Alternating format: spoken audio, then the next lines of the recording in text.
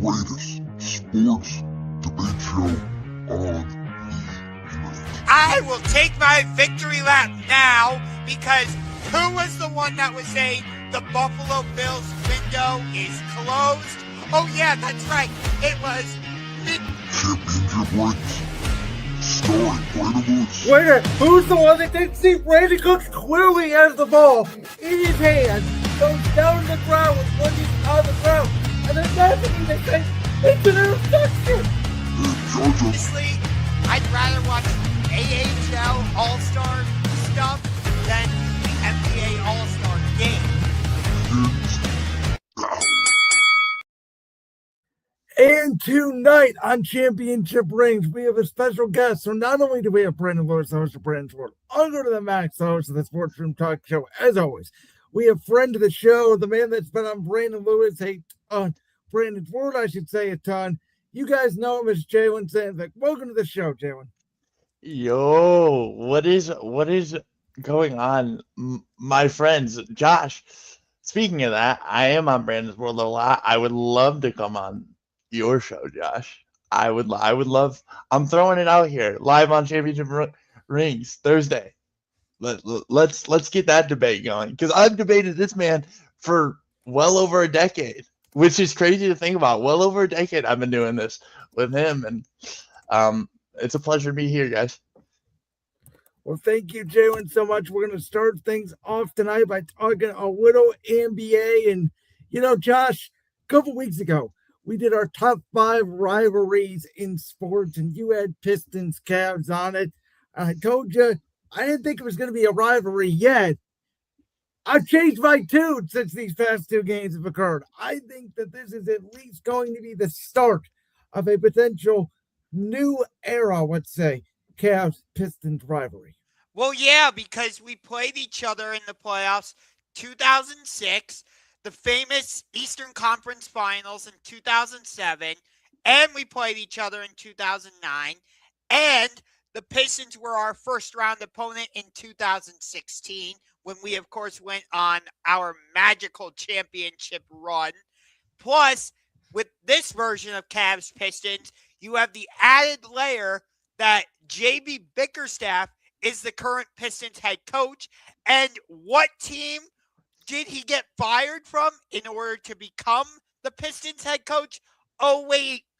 Let me think about that. Oh, wait. It was the Cleveland Cavaliers. So there you go. And what I love about this regular season series is, aside from the first game, the next 3 were all nail biters. Both teams won on the opposing team's home floor. They both were able to defend their home court against the other. So it feels like all the ingredients are there. Isaiah Stewart, of course, made his return from his suspension on Tuesday in Cleveland. I was at that game. I booed him when he came in. I, of course, also booed Cade Cunningham because he can be a bit of a diva.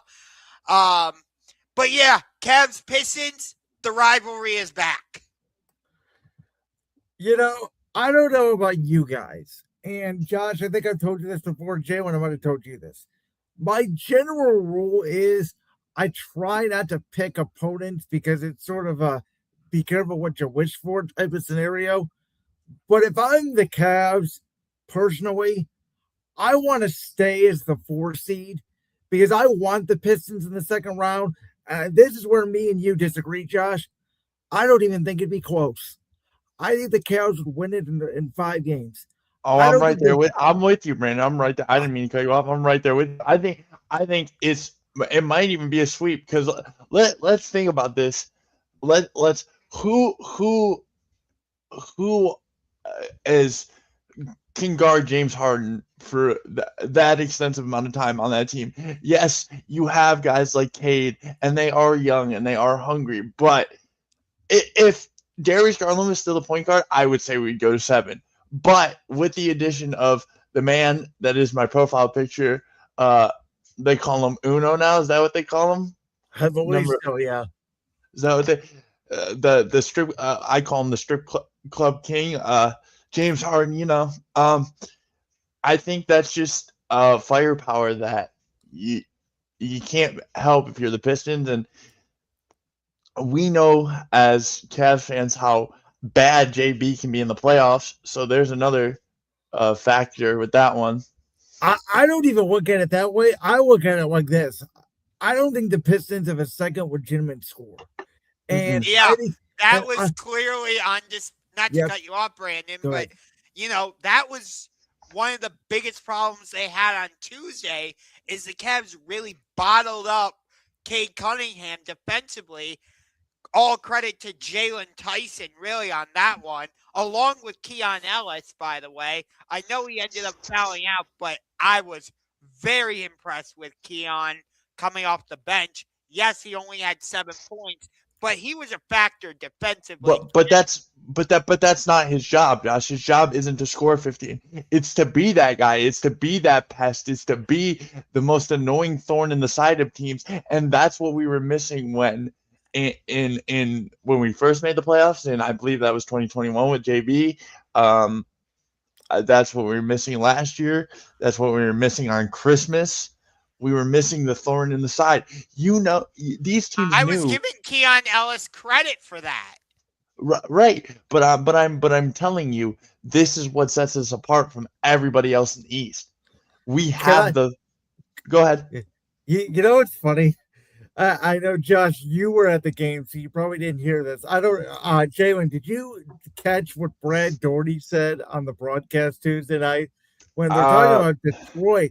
And he just all of a sudden, it's like in the middle of a dead ball, and he just goes, Yeah. He just goes, man, the Pistons really do complain to the refs a lot, don't they? He's like, JB Bickerstaff never stops complaining, which was our old complaint when he was the coach. I've always said he coaches basketball like a football coach. Yeah, he really does. He reminds me of like the basketball, like John Gruden. If you see how much passion John Gruden has about football, that's kind of what JB has about basketball, but it just like shoots him in the foot from time to time. And I like this Pistons team. I like the fact they're going a little bit back to the bad boy Pistons and a little bit of that Rasheed Wallace, Ben Wallace, mid-2000s, it sort of feels like. But don't you dare forget about Chauncey Billups and Chauncey Billups, who was Rip Hamilton. Don't you dare no one's not forgetting these guys, Josh. These guys are certified Hall of Famers. Well, I don't know about Rip Hamilton being a certified Hall of Famer. I don't know. Everybody gets in the basketball. Yeah, everybody gets in the basketball Hall of Fame. So, but no, like if you were to tell me, because here's what I think, and we've all sort of had this discussion. I think the Knicks, Celtics, Cavs, Pistons are the 4 best teams in the East. I don't think seeds 5 through 8 are going to win a first-round matchup. So if you're going to tell me the Cavs could either be the 2 or the 3 seed and play either the Knicks or the Celtics in the second round, or play Detroit, it's our first-round matchup, maybe a little bit tougher against Toronto, maybe, but I would take that chance. I don't want to see Boston. There is not a world where I want to see Boston. I'll tell you why. Well, hold on, Jalen. We'll get to Boston in a second because we're going to talk about Tatum. Let's wrap up on Detroit. But you touched on Toronto. That first round matchup with the Raptors. Granted, our regular season series was prior to us trading for James Harden. I get it, but we got swept by the Raptors this season. It doesn't matter. It doesn't. Yes, it does. No, it doesn't. No, it doesn't. It doesn't matter. Now when James Harden is on the floor, that has no. Sorry for my phone going off. I'm getting alerts over here, but that has no factor in that. Darius Garland is 6'1". When he drives to the lane, he's getting hit with elbows and shoulders and kneecaps probably because he's just a little itty bitty guy. No disrespect to DG. He's a baller. He's a bucket getter. But he just didn't fit here. James Harden can put anybody on that team on the floor, on an island, go get a foul, go get a bucket. Well, not only that, but this version of the Toronto Raptors have yet to go through the playoff gauntlet.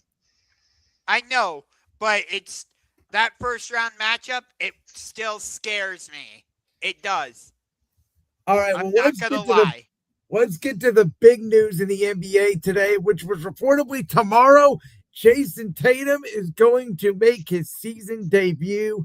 And I know I've had conversations with both of you about, is this the right move for the Celtics because they are playing so well without Tatum? Are they going to disrupt some of that chemistry they've had of being the number 2 seed in the East, implementing Tatum back into the line? No, but I'll tell you why it will fail. You want to go first, Josh? I'll let you have the floor. Okay. Well, first of all, you know how much I love the Cavaliers-Celtics rivalry. I know a lot Not a of rivalry. It's Yes, not a it rivalry. is. No, it's not. Yes, it is. No, it's not. I will fight you on this What one, Jalen. is Boston? Boston lost to literally LeBron James by himself. It was LeBron James and plumbers. We have played My Boston. starting. No. Hold on. We have played Boston how many times? 6 times in the playoffs since 2008. And how many have we lost? It's tied 3-3. Okay, hear me out. How many guys have been on that floor that can beat a Cavs team by themselves? Zero. Jayson Tatum, Jaylen Brown, all those guys got literally dog walked by LeBron James. And this is me praising LeBron James. Brandon's probably like, what the hell's going on here? I just sit back laughing, let you guys have at it. So go on. No. There's no rivalry here, Josh. Yes, it is. Yes, it not. is. Yes, it is. Okay. No, Jalen, you are not convincing me otherwise. I'll break the tiebreaker here. I think the rivalry was in stages. So I think 08 to 10 was a rivalry. I think 17-18 was a rivalry. Well, no, 15 was a rivalry because Kelly 15 Olynyk was the start of it, the first round, 15, 17, 18. I don't think 24 can be considered a rivalry yet unless these two have a classic series again. So when prior to them beating us in 2024 in Game 3, do you know the last time Boston won a playoff game here in Cleveland? It's been a while because they didn't win a game in Cleveland in 2018. It would have been maybe 2010. Did they win Game 1 in 2010? Yeah, I think they did. They won Game 2. But okay, I think Game 2. was actually. Wait, Josh, so you're not helping your own argument here. You're just back. No. You're just backtracking. That's what this is. This is literally just you saying yes, you are. I am not. Back to the topic in question at hand. Yeah. Jayson Tatum, Boston Celtics. Josh, you didn't have a chance to give your full answer, so go ahead. Well, it definitely makes me excited about Sunday. Hopefully Donovan Mitchell will be back for round 3, even though Boston has already won the regular season series. I don't care. Because it's still a rivalry. I will fight you all day on that one, Jalen. But anyway, you got my phone number. But anyway, in terms of this, I keep going back to what you said to me last week on this show, Brandon, where Jayson Tatum is looking at how well the Celtics are playing without him around Jaylen Brown. And I hate this whole, is it Jason's team? Is it Jalen's team? Who's the Batman and who's the Robin? I hate that whole argument, but it does feel like that's part of this whole thing of like Jayson Tatum's like, I can't be forgotten. Jason, I'm sorry to cut you off. Jayson Tatum is nervous. Jayson Tatum is shaking in his boots right now because he knows that Boston does not need him. Boston needs him to win the title. I don't know if they need to get out of the East. No, they don't need him to win a title. Are you kidding me? This is Jaylen Brown's team, and Jayson Tatum is not that guy. Jayson Tatum isn't an A+ player. He's a B+ player. Shout out Triple H, but he's a B+ player. Actually, that was Brian Danielson who said that. Triple H started it. Triple H started that, but understand this. Understand me when I tell you that Jayson Tatum is nothing without Jaylen Brown, and Jaylen Brown is the all-around better player, and I will die on that hill. And I've sat and listened to the show, and I've listened to Mr. Ungar over here praise Jayson Tatum like he was the greatest thing we've ever seen.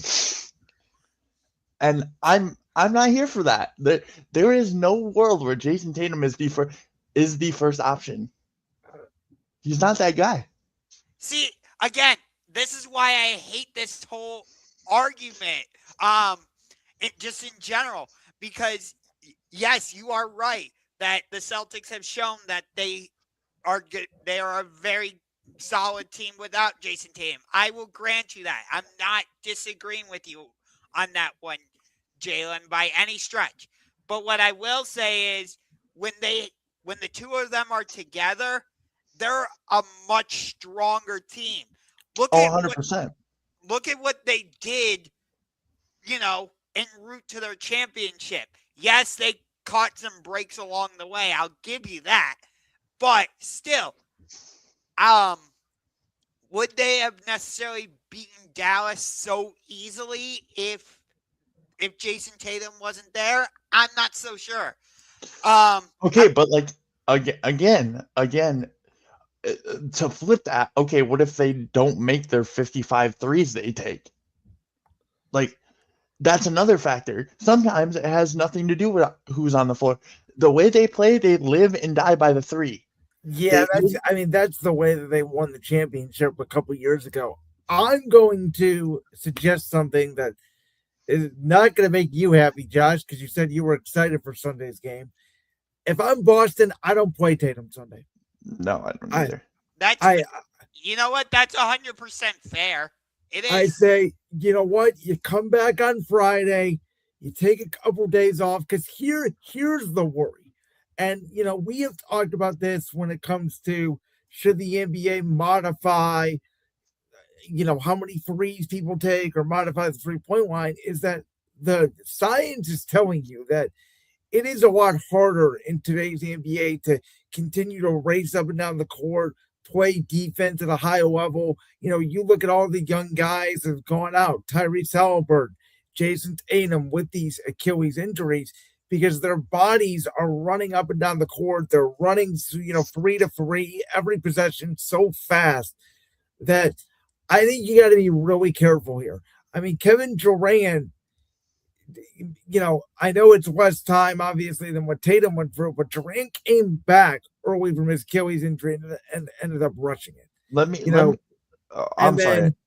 Durant ruptured that Achilles in, I believe it was June of 2019. I don't think he came back till November of 2020, if my math is correct. Yes, because he did that in either, I want to say it was either game 1 or game 2 against the Raptors. It was game 5 that he officially ruptured it. He came back in game 5, had the awesome first quarter, and then down he went. That is my concern with Tatum, is, as we just talked about a little bit, is he rushing back? Because he does know, and Josh, you can say you don't like the argument or not, but this is the fact. The longer the Celtics would go in the playoffs without Jayson Tatum, the louder that conversation will become. And we've already seen the Celtics move off of Kristaps Porzingis, Alfred Simons, Al Horford, Drew Holiday to shed some cap. There have been conversations, we've talked about it over the last year and a half, of would the Celtics move off of one of Tatum or Brown to save money? That was the conversation before Tatum's Achilles injury even happened. Let me ask you guys this.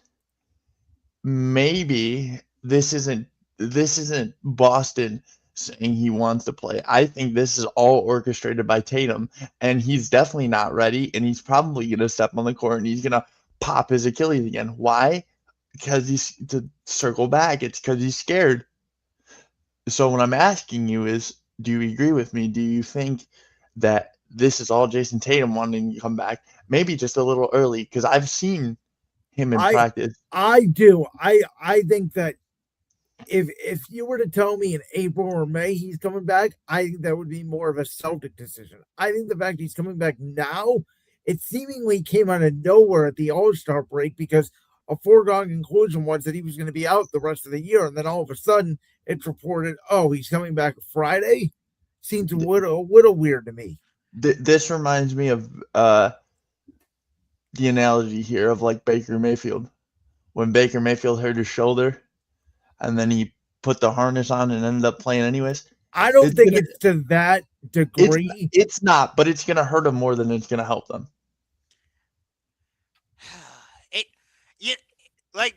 Right now, the timing is just weird because we're getting to that point in the season where there's only 20 or so games left in the season.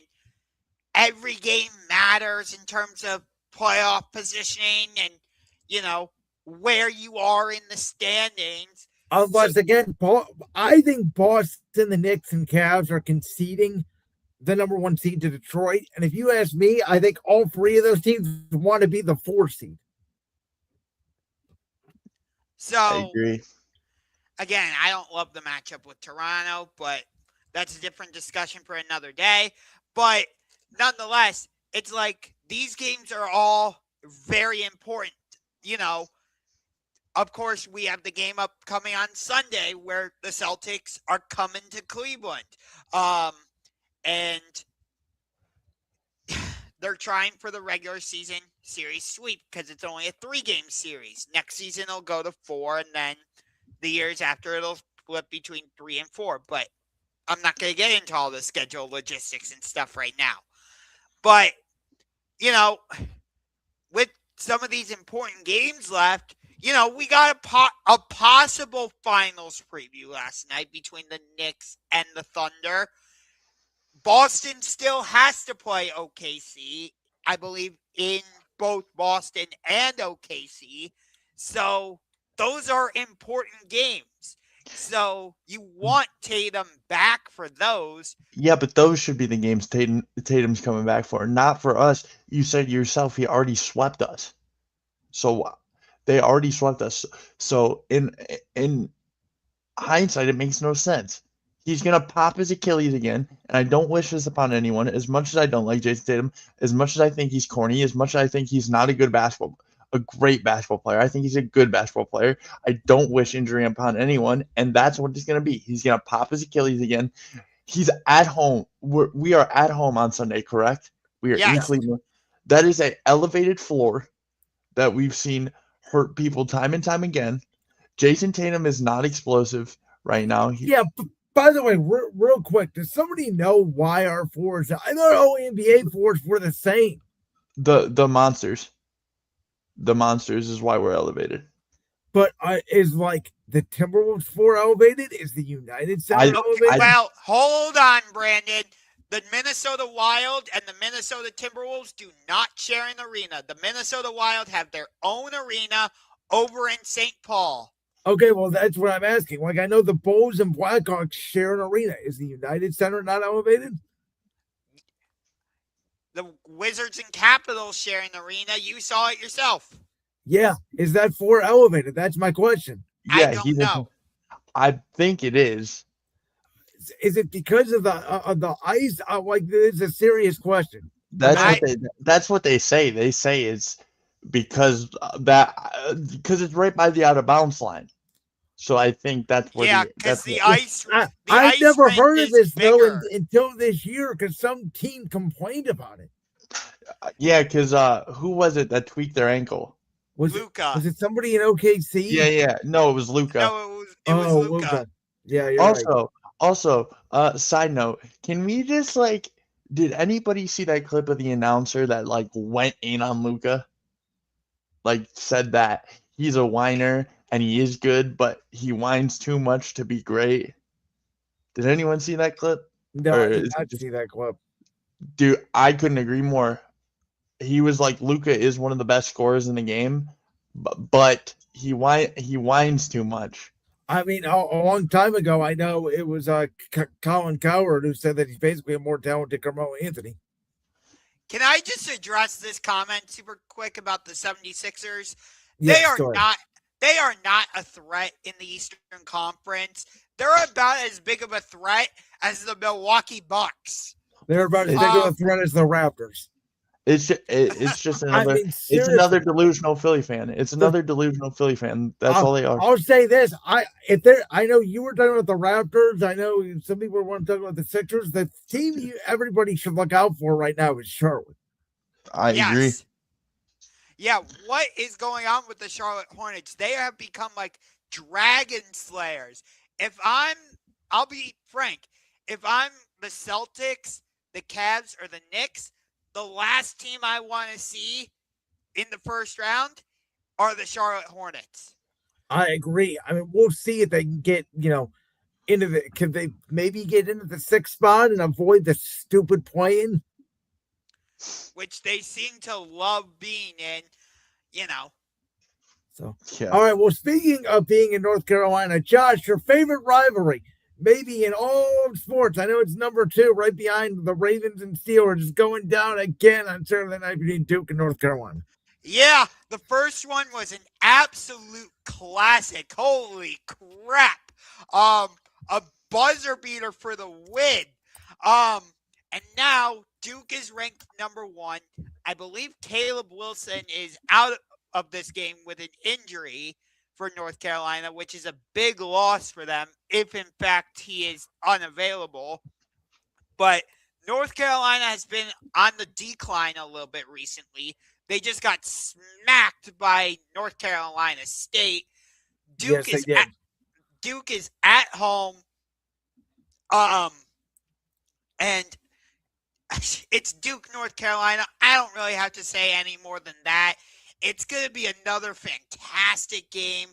Like they played just a month ago. And as I said, it came down to a freaking buzzer beater because that's Duke, North Carolina for you. This rivalry has had so many legendary players: Michael Jordan, Christian Laettner, Grant Hill, Shane Battier, Tyler Hansborough. Okay, maybe not all of them are legendary, but you get my point. But Christian Laettner is definitely a legend. And if you guys in the chat don't know who Christian Laettner is, I hate Christian Laettner. That's all I'm gonna say. Yeah. But I love Christian Laettner. And Michael Jordan as well. Yeah, who's Michael Jordan? Never heard of that guy. No, but and JJ Redick, Antoine Jameson. Sure, not all of them went on to become great NBA players, but they were correct. But people were wearing shirts that said, "I can't wait to name my kid JJ Redick so I can beat him." Yes. Brandon, understand. I know you're not a college hoops guy. I get it, but this is where me and Josh are gonna become. Because I've been ripping on Josh for about 30 minutes now. For a half hour, we've been arguing. Yeah. This is where I don't know all the players in college, right? But I know what it means if you go to Duke. I know what it means if you go to North Carolina. I've always been a Carolina guy. Obviously, Michael Jordan. I'm a Michael Jordan guy through and through. This rivalry is better than Steelers-Ravens, in my opinion. I'll tell you this, Jalen.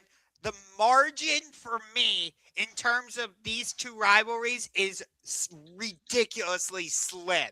It's like a flip of the coin. That's how much I love these two rivalries specifically of Duke, North Carolina, and Ravens Steelers. If you said for some reason, I don't know why this would ever happen, but if you said this Saturday, if football went this long, it was ice cold out in Heinz Field. Ravens. Oh, why are you doing this to me?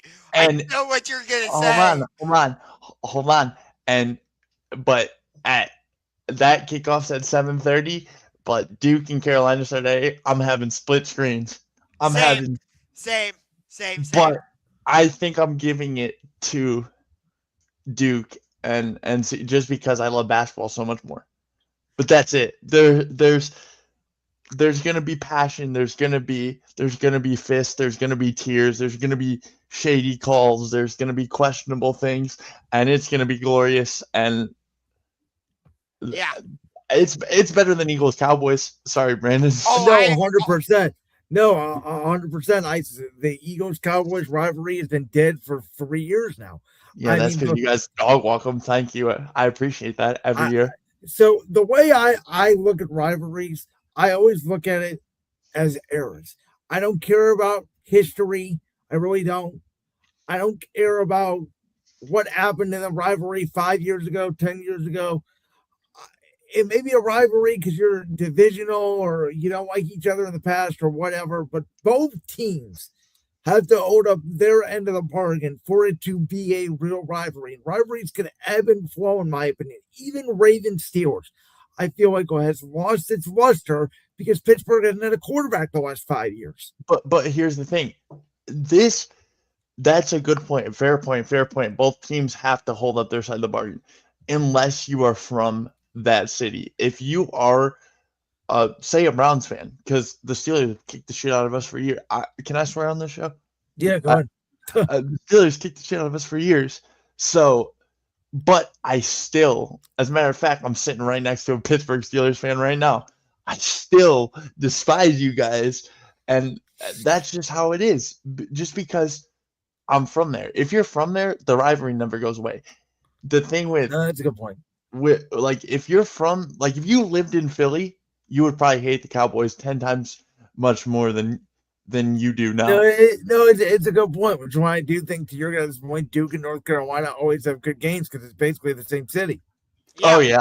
When I'll tell you this, I was down in North Carolina during the pandemic because my dad and I went to a Charlotte Hornets game because we're trying to see a game at every NBA team's arena. We stuck ourselves right in the middle of the rivalry because I went to tour UNC and then we went over to Duke and saw their campus. One of the items at the very top of my bucket list is to go to a Duke North Carolina game, whether it's at Cameron Indoor or at the Dean Dome. I'm not a Duke fan, nor am I a North Carolina fan. I don't care. For me, that adds even more magic and mystique to the rivalry. That's how I feel about Georgia-Bama. Exactly. Or See, the I feel Iron like Bowl. since Nick Saban's been gone, I feel like Georgia Bama has completely lost everything. Right, but people say that about, there are people saying, oh, well, now Michigan, Ohio State doesn't matter because the playoffs are 12 teams or whatever. Which I agree with. It only matters to you guys in Ohio. It doesn't matter to the rest of the college football landscape. Yes, it does. But yes, it does. Yes, it does. Yes, it does. Doesn't matter as much. Yes, it does. Yes, it does. How? That is the biggest game of the year. That is the biggest game of the year. That game is bigger than the national championship. And now it's not. That game is bigger than that. Ohio State lost to Michigan and then won the national championship. So how does it matter? Of course it matters. Not because we lost Michigan. It's because they're Michigan. Again, you're using a we. It matters to you. It matters. It matters to the rest of the world to the college football landscape as a whole. It matters to Michigan State. It matters to Michigan State. No, it doesn't. Michigan State doesn't give a rip. Yes, they hate Michigan. State's trying to figure out how to rebuild their program. No, Brandon, I never fight with you. But I'm going to die on this hill with Josh. It matters more than any other rivalry in college football. Except maybe it's my top rivalry in college football because of the fan bases. It was my top rivalry in sports because of the fan bases. But I'm just saying, in the grand scheme of things, in the grand scheme of things of college football in general, it doesn't mean as much as it used to, and that's an undeniable fact. No, it's not. Because in the old era when it was 4 teams, if Ohio State lost to Michigan, they would be completely out of the playoff. Now they lost to Michigan, and all they do is drop from the 4 to the 8 seed. So okay, but that's not about that. It's not about that. You're only. It's not about playoffs. Jalen, let me jump in. Go ahead. let me jump in here super quick. Because Jalen, as for everything you're saying about Ohio State, Michigan, I 100% agree with. I feel the same way about the damn Iron Bowl, Alabama, Auburn. There you go. Because But again, it doesn't mean as much when Auburn stinks. oh yes, it does. Because what if they upset them? What if, they don't, then it means nothing. Brandon, hold on. Brandon, Wait a Brandon, hold on. minute, Brandon. If the Iron Bowl doesn't mean anything, why is the kick six one of the most famous plays in college Because football Auburn was history? good back in the day because they Auburn's gonna win the football. Hold on. You gotta let me do it. Auburn's gonna win the football game. Yes. That's one of the most iconic plays in college football history. Because back in the day, Auburn was actually a good football team, and they were ranked at the time. Wait a minute. Here's another example. Jalen, I'll let you go after this. Do you remember it was a couple years ago in Auburn? Auburn was mid. Alabama was right in the midst of trying to make it to the college football playoff, I believe.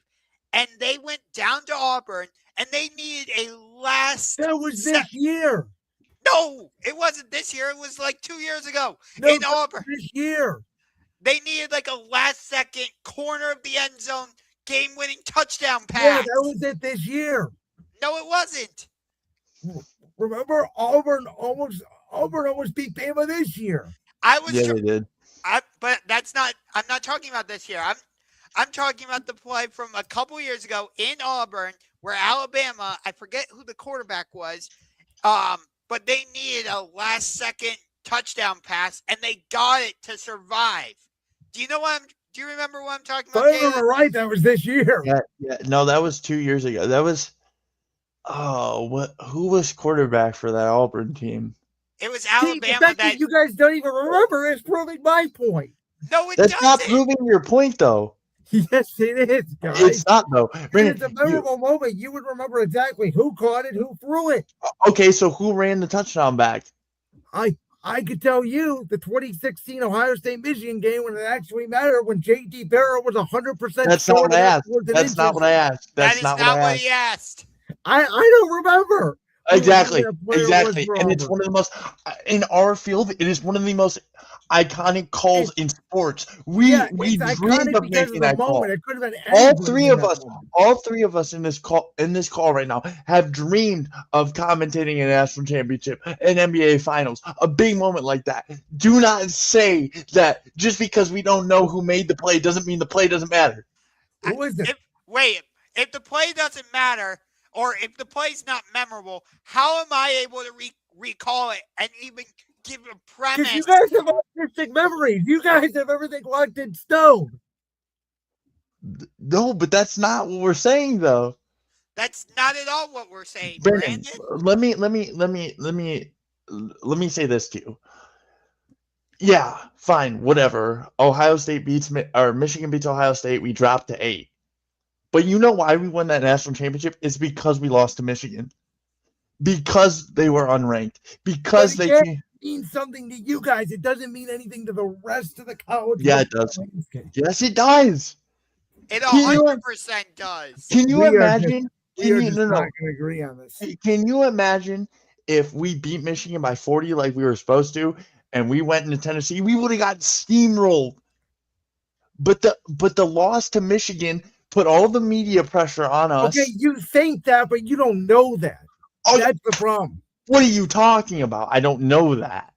I don't know. Jalen, by the way, you mentioned Tennessee. I love the Tennessee-Georgia rivalry as well. Since when has that been a rivalry? That's been a rivalry. What are you okay. Since when? You don't watch college sports. You guys know the name of it? It doesn't need a name. Well, college football has names for rivalries. We got the Red River Bowl. We got the Iron Bowl. So what do we call Penn State, Ohio State? We call it the whiteout game or the grayout game. No, you know what we call it? You know what we call it? You know what we call it? Or what I call it? I call it dad disciplines son. Oh, dude, I'm a Penn State fan. I wish it was a rivalry, but it's not. Oh, me too. Because I want to go into Sad Valley. I want to go Guys, into Sad Valley. Guys, and we have spent way too much time on this. I think this is the first time this show has ever gone off the rails to this point. Sorry, guys. We can continue it if you want. No, Jay- we could switch. We could switch. Jalen, I think that's the longest you and I have ever agreed on something. You might want to look out the window and make sure pigs aren't flying. Is it a full moon tonight or what? I don't know. Well, we're gonna start talking about NFL free agency, and let's start with the most recent news and work our way backwards. So, the Buffalo Bills today, they send out a second-round pick, 60 overall, to the Chicago Bears, and in exchange, they get back a fifth-round pick as well as DJ Moore. Now, this was a conversation that me and Josh have had really since the Bears were in the playoffs. I was the first one that said, and I may have even said it going back to the end of the regular season, that they needed to move off DJ Moore. They have a plethora of wide receivers. They have Colston Loveland and Cole Kmet at tight end. They need to obviously bolster up their defense, and I think Drew Dahlman retiring is a little bit of a major story that's not been covered as much.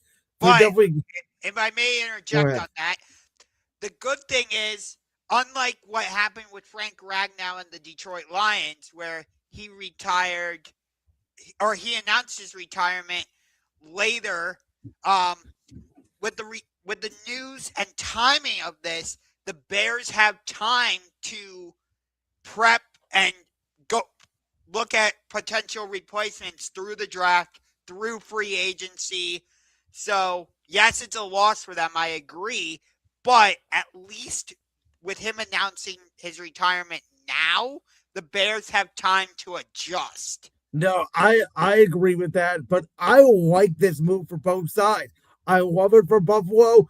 You know, I think DJ Moore is a fringe wide receiver S1. He may not be the wide receiver one anymore, but you think about the quarterbacks he's had to play with, Bryce Young to Caleb Williams, now to Josh Allen. You can make a case it's been an upgrade every single time, and you know, they have Dalton Kincaid still. They have Knox. They have Shakir in the slot. You got James Cook out of the backfield.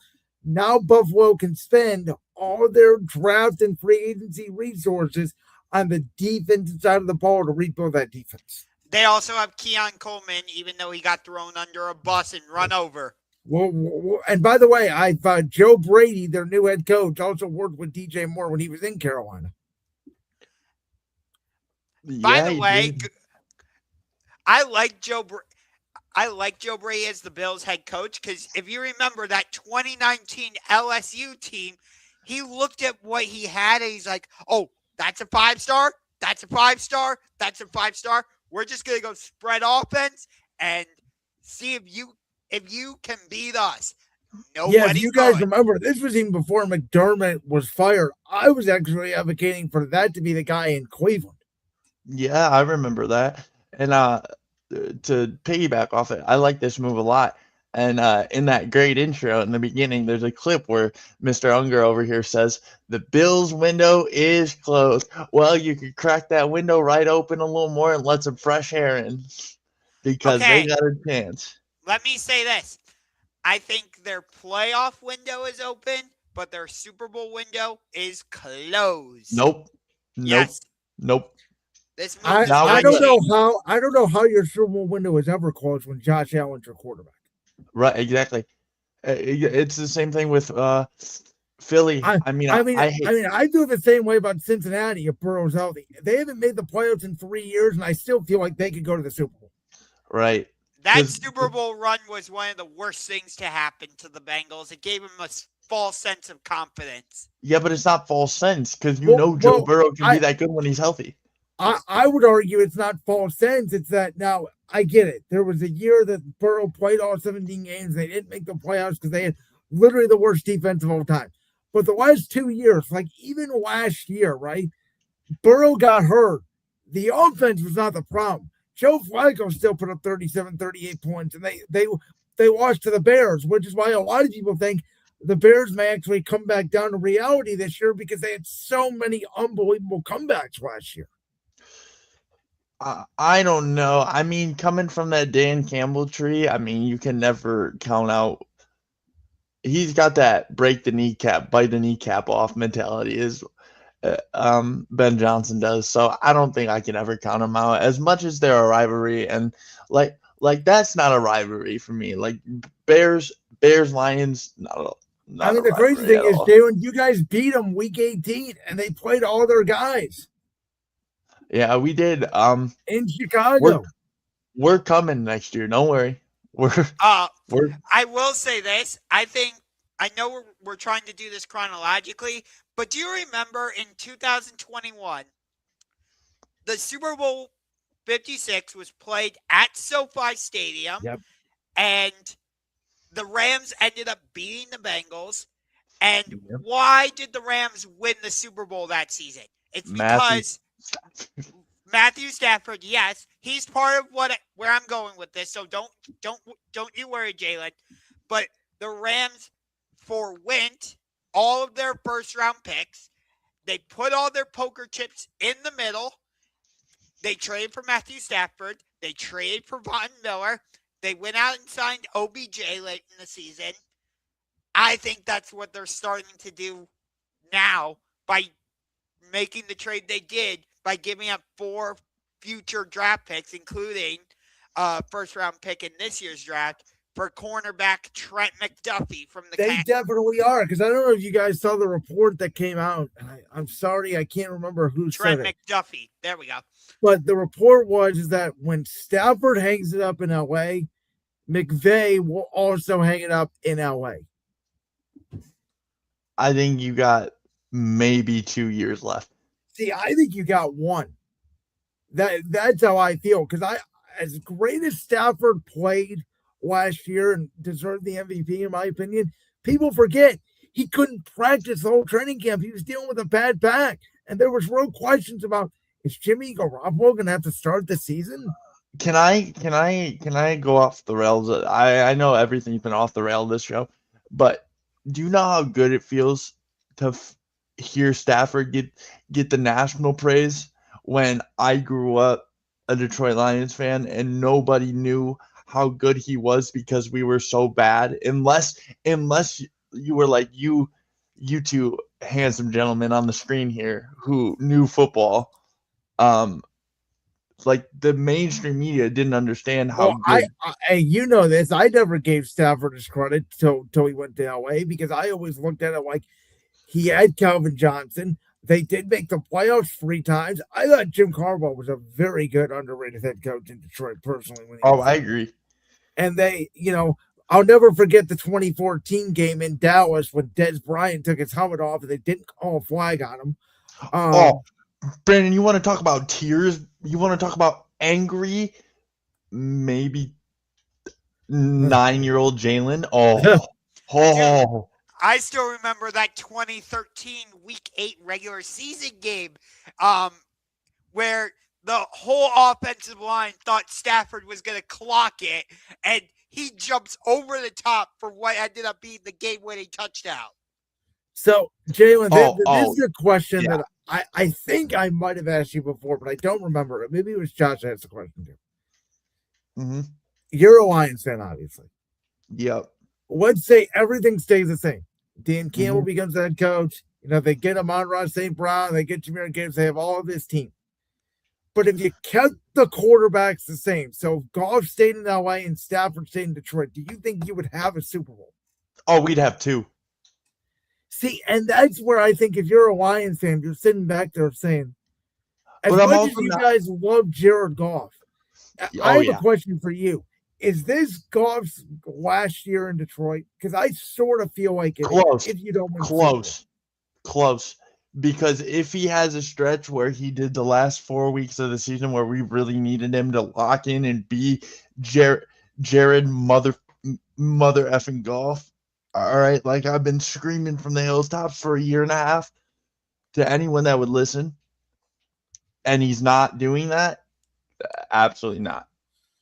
Now, the loss of Montgomery is going to impact the offense. Don't make me emotional on a Thursday.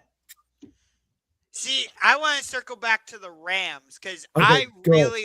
I really like this move for for the Rams because Oh yeah. you watch their defense. One of the biggest problems, and I think this is part of the reason why they lost the last 2 games against Seattle, is because they can't stop the deep pass. When Seattle went to JSN or Rashid Shaheed, you know, No, I mean, I'm sorry. They couldn't even stop Carolina. Carolina had a real shot to win that wild card game. they did. And I think Trent McDuffie is going to be a big upgrade for them defensively. Well, the thing is, though, he's also a slot corner. He hasn't played a lot outside. Maybe they will move him outside, but he's a smaller corner. And in the NFC, we already mentioned Carolina's got 2 big receivers. We'll see, obviously, what's going on with the A.J. Brown situation in Philadelphia. We'll see if George Pickens is still in Dallas. I think the Giants are going to be a really good potential playoff team. Obviously, Malik Neighbors. So you're going to have to deal with a lot of these star caliber receivers. Amon-Ra St. Brown, maybe even Justin Jefferson. JSN. There are a lot of good receivers in the NFC. I feel there's the most receiving talent right now, I think, is in the NFC. No, I agree with you. And you are correct that a lot of the star receivers in the NFC are bigger, but maybe that's a bit of an advantage for Trent McDuffie because he's a bit smaller. He can get into these guys. Not saying he's going to become like a constant, DPI type of guy, but he can bother these bigger wide receivers. Well, that's what the Rams need. And I'm going to tell you right now, if he's that, then they're going to be a really good team again because all you need is one. It's nice to have 2. We have 2 in Philadelphia, Cooper DeJean, Quinyon Mitchell, but you don't necessarily need 2 great corners, but you do need 1. Plus, they have Jared Verse along that defensive line, which we've seen. And the other thing is, they give up another first-round pick. They still have Atlanta's pick, but they have Braden Fisk. They have Jared Verse. Some of these young guys on defense, they are going to have to start paying. So I feel like they are putting all their chips in the middle of the table, and I think they feel legitimately right. They have a shot to win the Super Bowl, and they're not caring about tomorrow, and nor should they care about tomorrow. I fully agree. Like I said, it feels very similar to what they did in 2021 when they had the Super Bowl in their home stadium and they went on to win it. It feels very coincidental, if you will. I will say this quickly, Jalen, about your Lions. I believe I texted you this. I think the most underrated move of the entire offseason so far was Drew Pensy. I like him a lot. You told me this. I like him a lot. I think he's a really smart guy. I think he got a lot out of Jacoby freaking Brissett last year, which, believe me, I don't know how or why. I watched a lot of Cardinals games last year, and the offense was not the problem. Their defense couldn't stop a nosebleed. And, you had Michael Wilson there. You had Marvin Harrison when he was right. Obviously, what Trey McBride did, I could see him using Laporta in a very similar way. He's got better running backs. Obviously, James Conner went down in Arizona, so now he's going to have Jahmyr Gibbs. I think the offensive line, taking a little bit of a step back, I think that's going to be a focus for you guys in the draft is what I personally see. And, we'll see if Calvin Shepard can get some of those corners. I think the corner's another position where the Lions need to go after. But overall, I think the Lions are in good shape. I think the schedule is pretty doable, and I can very well see a 4th-to-1st finish. I hope so. So let me take this from the Texans' perspective, because it is interesting. They trade for David Montgomery, whereas you have Joe Mixon. We'll see if he is healthy. From what I understand, they're cutting Mixon. He's not going to be on the team next year. Okay, so never mind then. But Woody Marks is there. But my bigger problem with this trade for Houston is their offensive line was horrible. And they got rid of their best one. They gave him away to Cleveland. Yeah. So I don't get this from Houston's perspective at all. As you said, the Texans traded their best offensive lineman to the Cleveland Browns. And where are the Cleveland Browns? Punt. Well, here's the thing. Did you guys know Houston was top 10 last year in rushing attempts, but they had the least amount of yards per carry in the entire National Football League? So what they're telling you is they don't think it's all an offensive line issue. And I think Marks is okay, but he's not an explosive back. I think that they think that their offense is going to be very similar to what they had with Joe Mixon 2 years ago. And, maybe Montgomery, because of the Jahmyr Gibbs situation, hasn't taken a lot of wear and tear. I do think he does fit the scheme because it's a very similar scheme to what Ben Johnson ran in Detroit. So I actually like this move for Houston because I think it will help them in the run game. Yeah, Not but if Brandon, they can't block, though. yeah, there you go. Well, here's the thing, guys. We're saying this. You still have a month to go. You could take free agency in April. The offensive line is not complete yet. We don't know what they're going to do with their offensive line yet. Yeah, but we're the Cleveland Browns. Yeah, I understand you gave away an offensive lineman to the Browns. But again, I think D'Amico Ryan's a very good coach. Obviously, we've seen what that defense can do. And we'll see. I think that they will get better on the offensive line as the season goes on. That is clearly Houston's one weakness. Yeah, I don't hate this move for any side, really. I think I'm more so. I think everybody got what they wanted in this trade, and I think Houston might have won the trade just slightly. I would say Detroit won just because I don't trust Houston's offensive line. I think it's too early to judge. That there is a rare offseason trade where you go, that team won the trade. In all sports, really, because you have to see it play out on the field. There's only a couple exceptions. The Lakers get Luka Doncic. No matter what, they win the trade.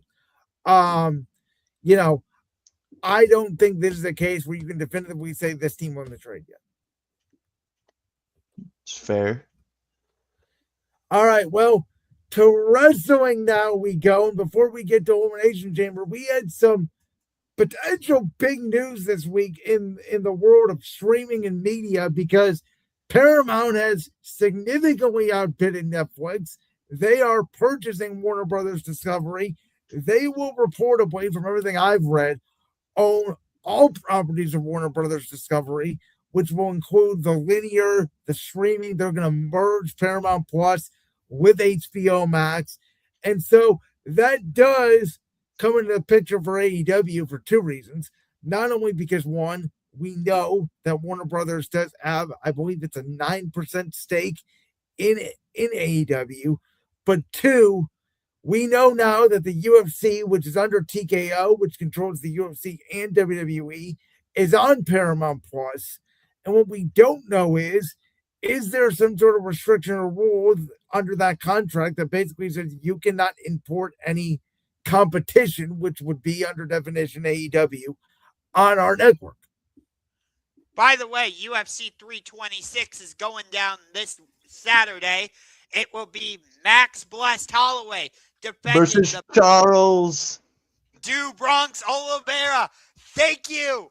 For the BMF belt, it is going to be absolute barn burner. Do not miss it.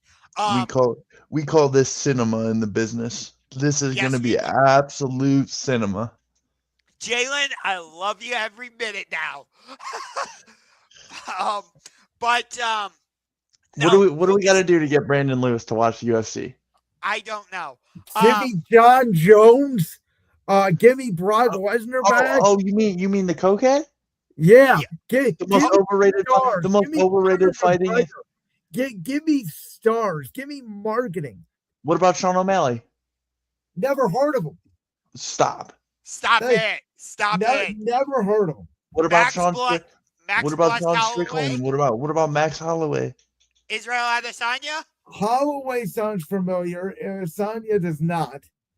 What Back about? back in the day, I used to watch UFC when they had Brock Lesnar and Cain Velasquez and Chuck Liddell. Oh yeah, okay. So when all the cokeheads were running it, what about now? Yeah, back in the day, Conor McGregor. That was now UFC doesn't really have any stars they can market.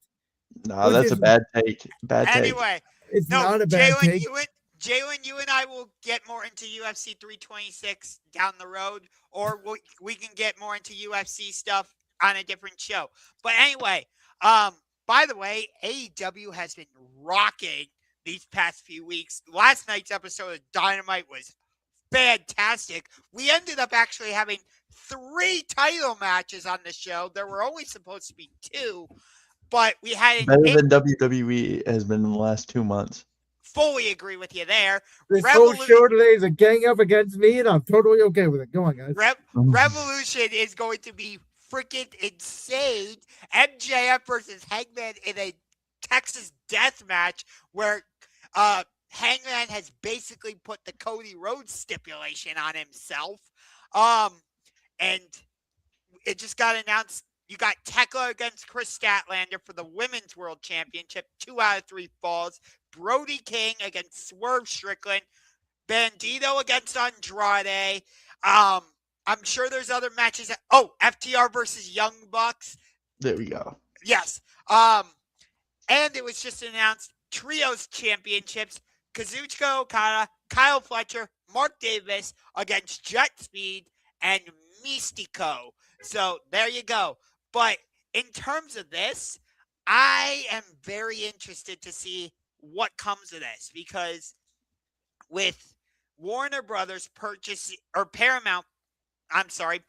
Warner Brothers, I wonder if that means there's an opportunity for AEW to be on mainstream television and actually have an episode on CBS, for example. Maybe you don't run Dynamite on there every week, but if there's a special, huge episode of Dynamite, maybe you run it on CBS.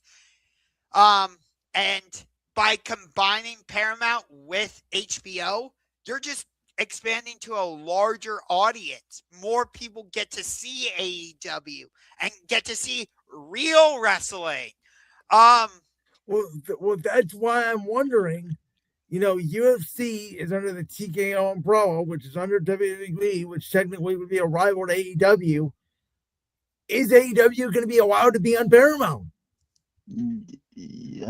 That's a good question. I mean, they should, just because, there is no WWE anything in UFC. They don't have logos anywhere. They don't have nothing. No, but it's still part of the same company, when this whole conversation started about AEW and Warner Brothers, the point I made was there is a reason why WWE had made contracts with Netflix, Peacock, USA, CW, almost every streaming service in the world outside of Amazon Prime, which is what AEW has run their pay-per-views on, and obviously Max, because Nick Khan, WWE's president, and what's his name? Hawaii. I'm sorry, the Endeavor CEO. I'm blanking on his name. They want to pretty much take away all the avenues for AEW to get a new TV contract, and you can't tell me anything different. I mean, you might be right, but you got to understand that AEW has been putting on banger shows since forever, and Josh is right. This is just going to expand with more people having these streaming services. People are going to realize that WWE is putting on a bullshit product, and they're going to come watch the better product. Yes. You guys think that, but it's just not true. WWE is straight bullshit. Okay, but again, you guys may think that, but to the mainstream audience, it doesn't matter. 75%. But it will.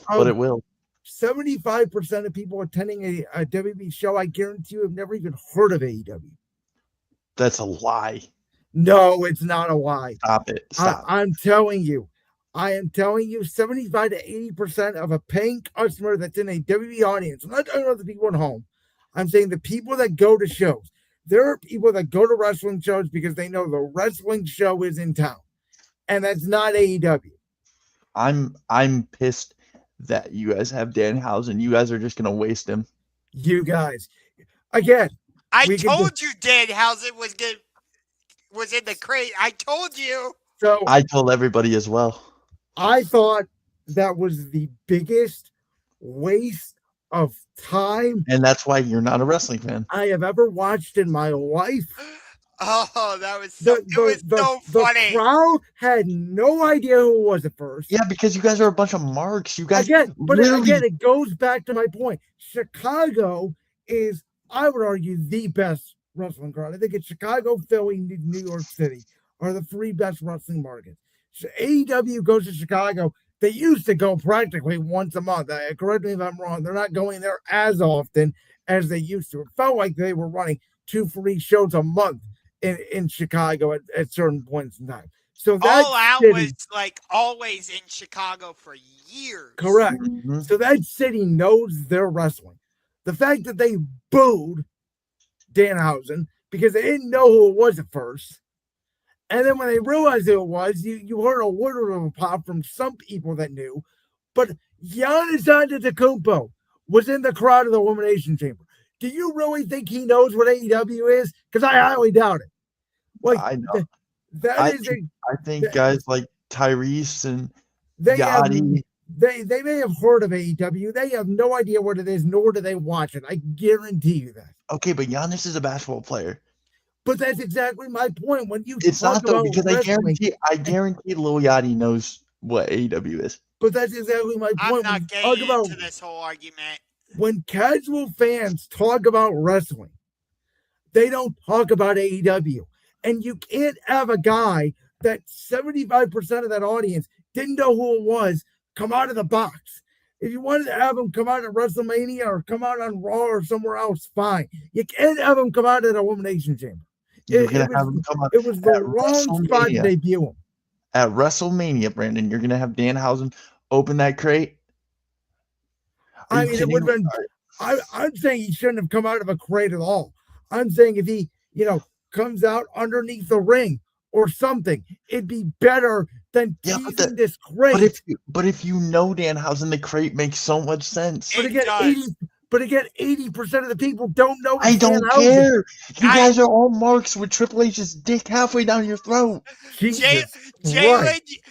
Okay. Jalen, as much as you and I were going at it during the first part of the show. So the last hour and a half has been a double team against yours truly.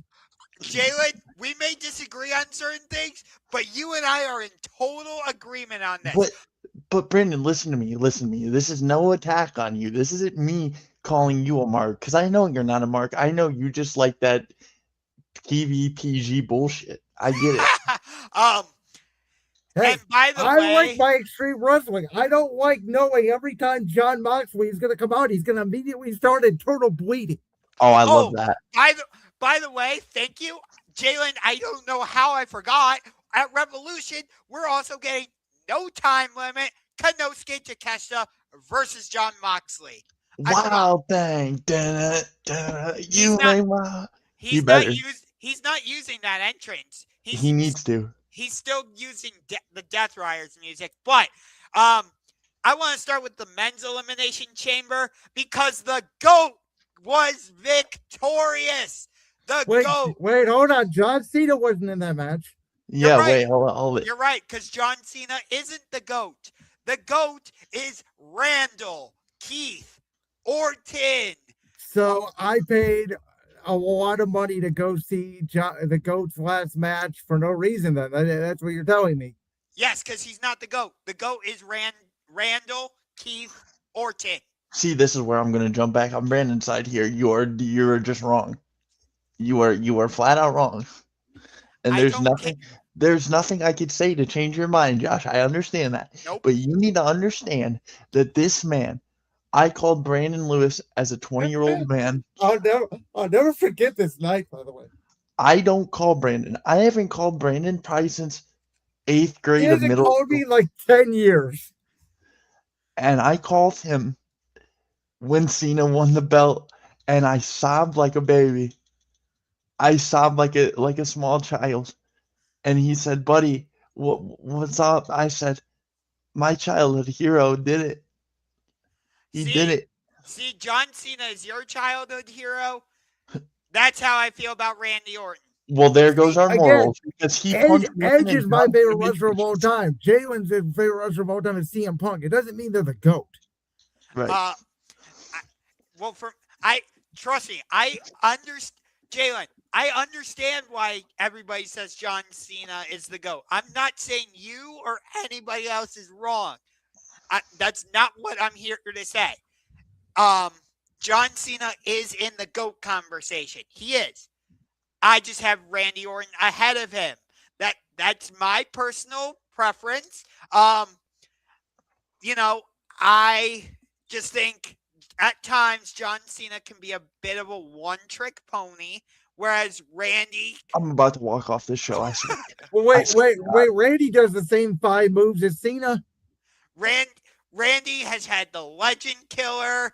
He had an Cena's amazing. been the doctor of economics. Yeah, I was gonna say Cena has one of the most iconic gimmicks in wrestling history. Again, I'm not trying to say anything negative about John But you Cena. are. But you are. No. You're saying he's Josh, not you're ruining your argument. I just think everything John Cena did, Randy Orton did it better. All right, I'm gonna leave it there. I'm gonna let you talk about Elimination Chamber. Can I walk off the air? Can I? Go ahead, Josh. You got a comment about the men's chamber. Go on. Yes. I love that Randy won, and all reports seem to indicate Corporate Cody, there we go, is going to defeat Drew McIntyre on Friday Night SmackDown, regain the title, and we will finally get the feud we have been waiting for over 2 years, and it will culminate at WrestleMania when Whoa. Only 2 years? I've been waiting this for a decade, since WrestleMania 27 when they did the handicap match with Legacy. Did you guys forget we already got this match at Night of Champions? It was the King of the Ring finals? No, because no one watches that garbage. Anyway. Nobody cares. It's a Saudi Arabia show. Yeah. Worst. We talked about this. You guys watched the Royal Rumble. WrestleMania is happening next year in Saudi Arabia, so I did not watch the Royal Rumble. I only watched the Royal Rumble because I was over at a friend's house.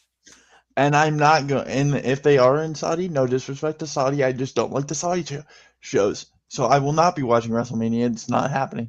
I will say the Saudi shows are different than what they were under the Vince McMahon era. There you go.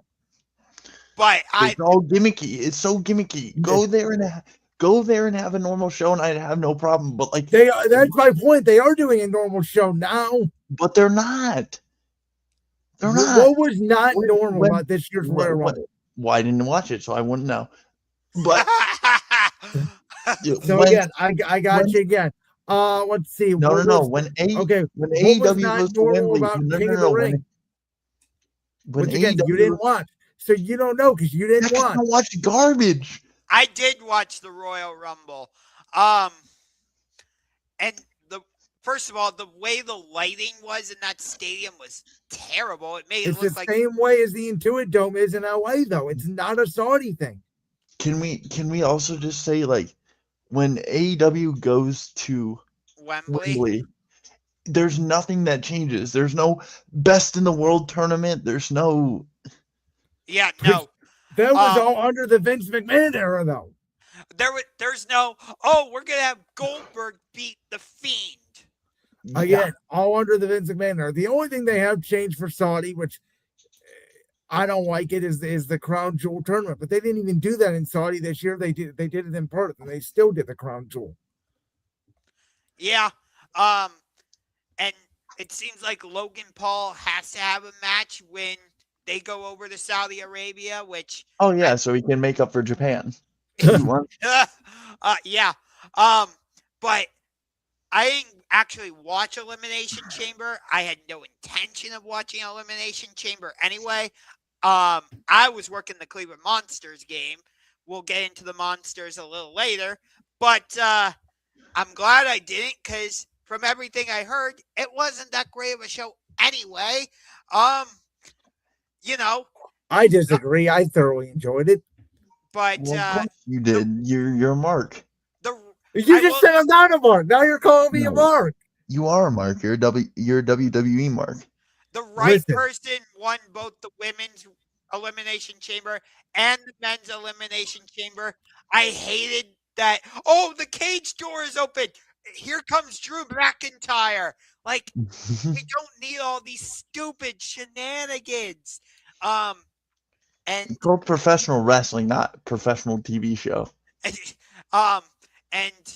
It's you know, actually called World Wrestling Entertainment. All right, Yeah. all right, Mr. there's Man. an All E right, in all there. right. and by Again, the way, you're calling me a mark, so I'll just live up to my name. By the way, the Logan Paul stuff was awful. Clearly, the Logan Paul stuff was meant for Braun Breaker, and then it was meant for Bronson Reed. But the way they did it, because I did go back and watch that match, even though I didn't watch it the night of, the way they did it was not good.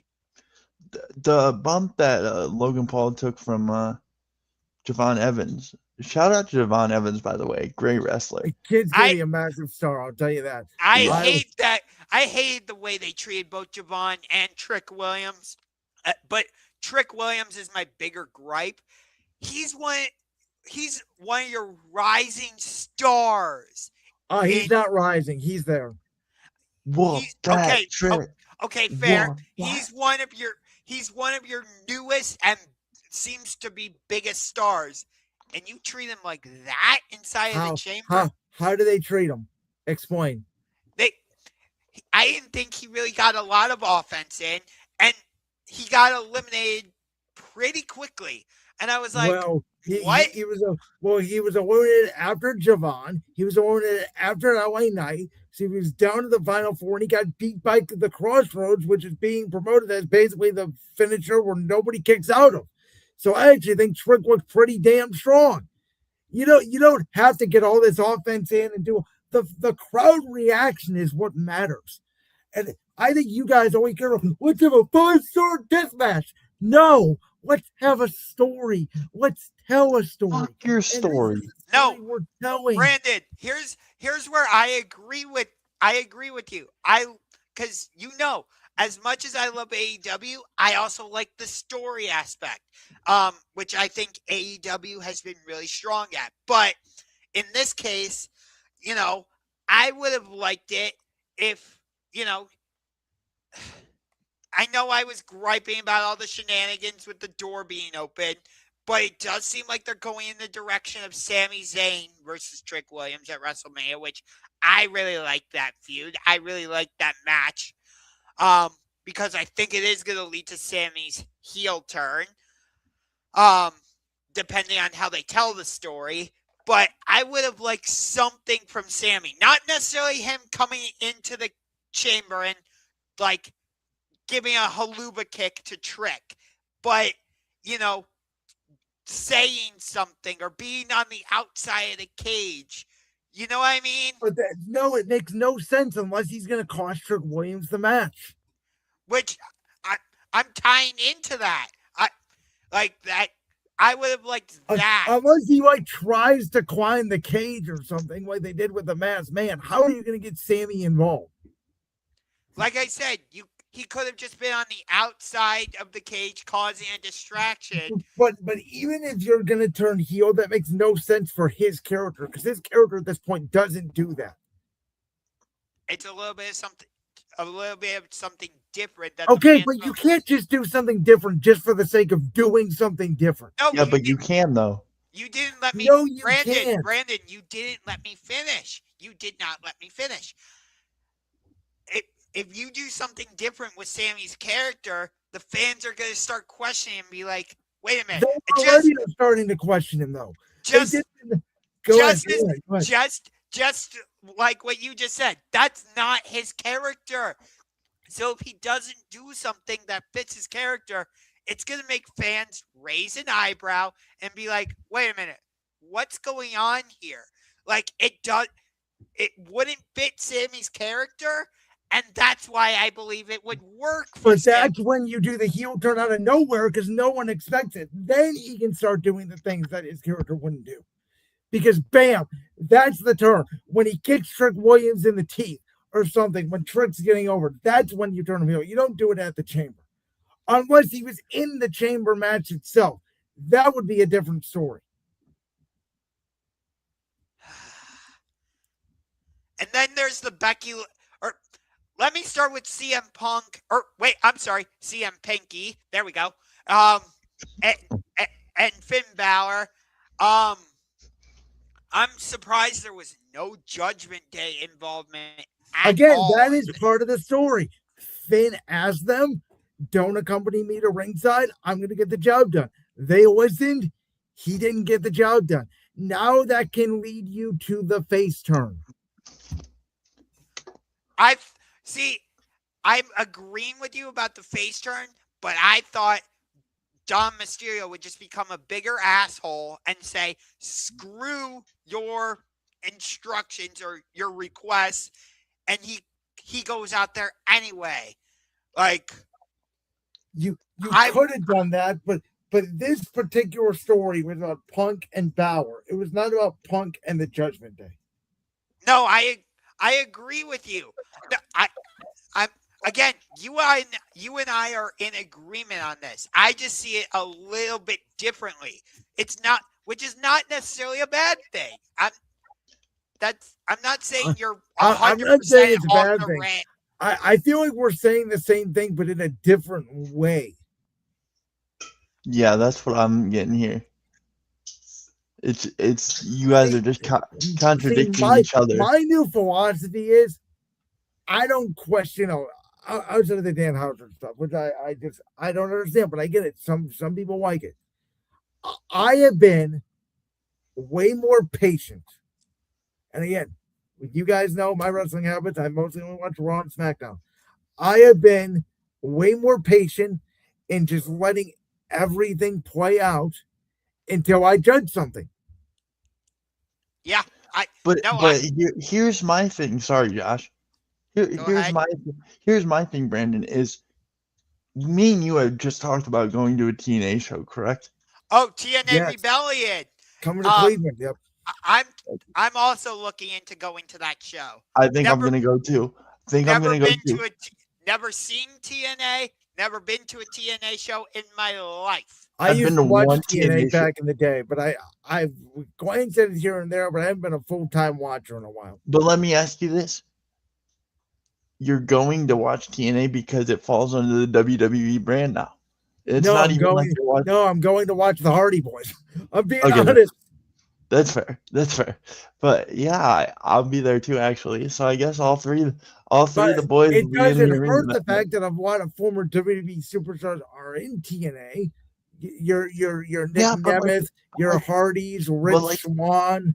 Here's another thing is like back in the day they had all ex-WWE guys, which is what got me into TNA. Jeff Hardy, Kurt Angle, Sting, Hulk Hogan, Ric Flair. And then you knew a lot of the TNA guys. Bobby Roode, James Storm. How did you know Bobby Roode? Glorious. I will defend Victorious. Because they had a character. And I understood. You got to expand your wrestling knowledge. You can't just watch one product. I don't just watch one product. I will sit there and watch WWE. You know this. I know knowledge about a lot of AEW guys, not everybody, but I know about MJF. I know about Hangman. MJF is a better wrestler than anybody that's on that roster right now. At the start of it, because I did watch AEW for a bit. I know about, the Young Bucks. But let me explain. Go on. MJF is the best wrestler on the planet, and no one can tell me otherwise. Dude, I keep going back to that Iron Man match between him and Bryan Danielson. Oh my God, it was amazing. I think he could be the best promo. I don't think he's the best wrestler on the planet. Oh, he is. He's better than anybody WWE has. Anybody. He would he'd outwork Seth Rollins. He could outwork Roman Reigns. He could definitely outwork my GOAT, CM Punk. Are we just talking in-ring work, or are we talking promo and the and promo? Promo doesn't help your case, Brendan. Oh, Jalen, promo helps. Jalen, if we ever got an Jalen, if we ever got a Seth Rollins MJF feud and then match, oh my God, hook it to my veins right here, right now. Well, I'll tell you right now, it would happen in the Evil Empire because it's not happening in Tony's promotion. I will guarantee you that. There is no way Seth Rollins will ever leave WWE. I'm not saying Seth Rollins should leave WWE. I didn't say that. I just said I want to see the match. That's all. Okay, but again, if you want to see it, MJF's going to have to jump. That's what I'm telling you. Jump. He'll never jump. What? He won't. I wish there was a way we could do. You know, Jalen, you know how like AEW does Forbidden Door with New Japan every year? Oh, that'd be so sick if we could do that with the WWE guys. Yes. But there's no benefit for WWE. Absolutely none. But there's benefit to go to Saudi Arabia 40 times a year. Oh, you know what it's all about, guys. I'm not denying it. That's fair, but like, wait a minute. Since you're bringing that up, do you realize how much money a WWE AEW Forbidden Door show would make? Wouldn't even be close. It would make over $1 billion. No, it wouldn't even be close, guys. All right, I'm walking out of the show. I'm not. They could not. I'm telling you right now, they could not sell out a stadium. Nope. They could probably do an arena, $20 an arena. A combined WWE AEW show. It would not make as much money as Cena's last match. I'm telling you that right now. Yes, it would. It would make more. Guys, you guys are overestimating the amount of people that actually watch AEW. Okay. The audience of AEW and WWE, the audience is so big in differential numbers, it's ridiculous. How many small people actually watch AEW on a regular basis compared to how many people watch WWE on a regular basis? It would benefit AEW greatly, by the way, because all the casuals would watch AEW. My God.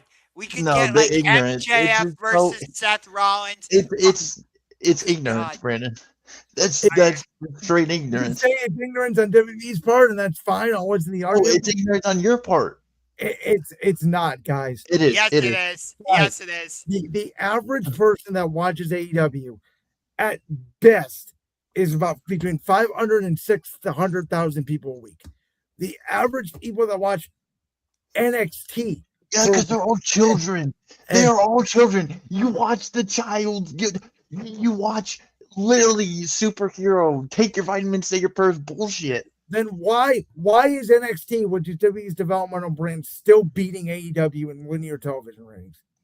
Because NXT is different than WWE, no matter if they fall in the same brand or not. Okay, but it is still under the WWE umbrella, and they're still beating AEW because most people don't even know what AEW is unless you are a hardcore professional wrestling fan. That is my point. That is what AEW appeals to, and nobody. I don't think you guys can even deny that. Oh, I can. I just did. I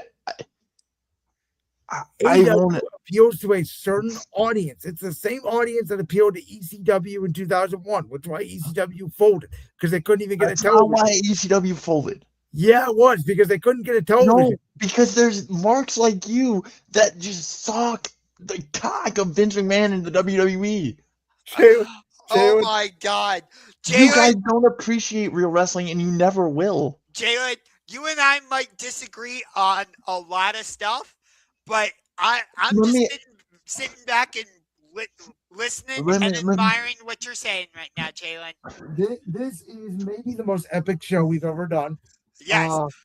But I will say this, Brandon. I will say this.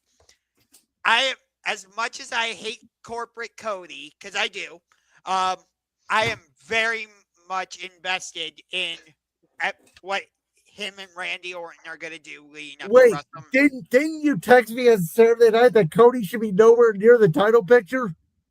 Well, now knowing that Drew has to go off and probably do some filming.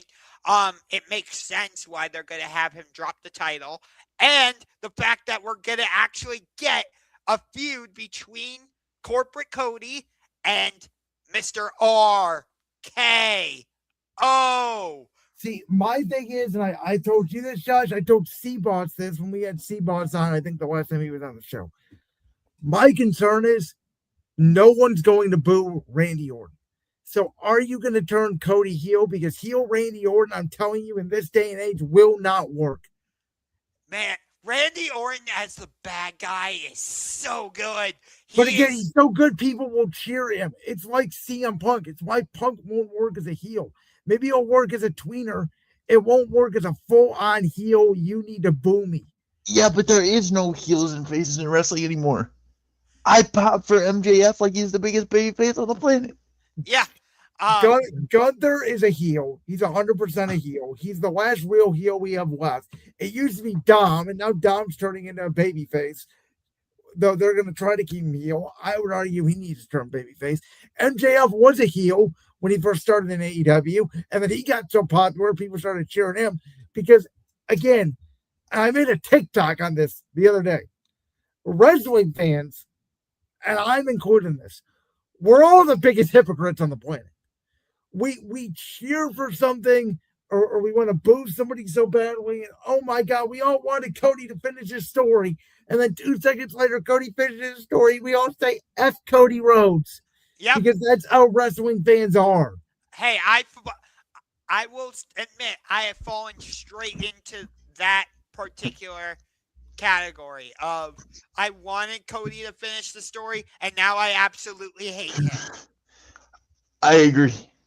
I honestly believe is that. Not the truth. That's my point. There can't be any face or heels because a guy gets a big babyface push or a big heel push, and then they win the title or they finish their story or rivalry or whatever. Then 3 months later, you have to turn them the other way because the crowd's turned on them.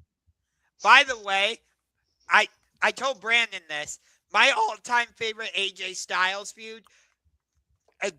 You'll have to forgive me. I did not see AJ in his early days with TNA and ROH and New Japan. So I'm basing this solely, off of what I've seen of him. My all-time favorite AJ Styles feud, WrestleMania 35 against Randy Orton, where it started off as just like, and a little fun thing of comparing resumes, but then it got deeply personal. And Randy's talking about how AJ came from the Indies and he brings up this symbol and he goes, you guys never ripped anybody off. And, a knockoff diamond cutter. Yeah, exactly. And that's what Randy Orton is. He's a knockoff diamond cutter. All right. We got to end the night, Josh. We're going to let you talk about the Cleveland Monsters. Yes. So the Monsters have a huge month of March. They have 2 home games coming up this weekend, March 6th and March 7th against the Grand Rapids Griffins. And then they will go on an extensive road trip. I will pull up their schedule right now so I don't give you the wrong information. But that road trip will include the likes of Toronto, Syracuse. Josh, I think your camera's Your frozen. webcam froze. Okay, are we back now? We're good. You're back. Okay, so like I said, they have 2 huge home games against Grand Rapids this weekend, and then they will be at Hartford twice, at Toronto, at Belleville, and then at Syracuse before coming home to finish the month against Grand Rapids, and they have 2 games against Utica. They are just a few points out of first place in the North Division behind both Syracuse and Laval. So right now the Monsters would make the Calder Cup playoffs. And if you are in the top 3 of your division, you will get a bye. So they would not have to play in the wild card round. They would go straight to the second round. So this is a very important month for the Monsters. come on out to Rocket Arena. Saturday is Pucks and Paws Day, so you can bring your dog to Rocket Arena to see some Monsters hockey. Where, again, they are taking on the Grand Rapids Griffins, AHL affiliate of the Detroit Red Wings. You know, Josh, I think I just figured it out. I think if you like switch off tabs, your camera freezes. Gotcha. So, but Jalen, this was fun, man. I know you're not available. You got a job at night most nights. But you know, anytime you want to come back on the show, man, let us know. You guys gotta have me. I'm sorry if energy was down the last hour or two. I don't know what's up. My chest is tight. I'm getting a little bit of a cough here, but Hey, it was dude, I fun. caught for 3 straight months in this show. We're good. Dude, how long was I coughing for? Jeez. I'll tell you what. Let's enjoy this nice weather that's coming our way in Cleveland, Ohio. We'll be back next week. Me and Josh Ford to talk all things sports. This has been Championship Range. It's been a blast. For our guest tonight, Jayson Sandvick. He is Under the Max, host of the Sports Room Talk Show. I am Brandon Lewis, the host of Brandon's World. Until next week, you guys all have a good one. Peace. See ya. Yeah.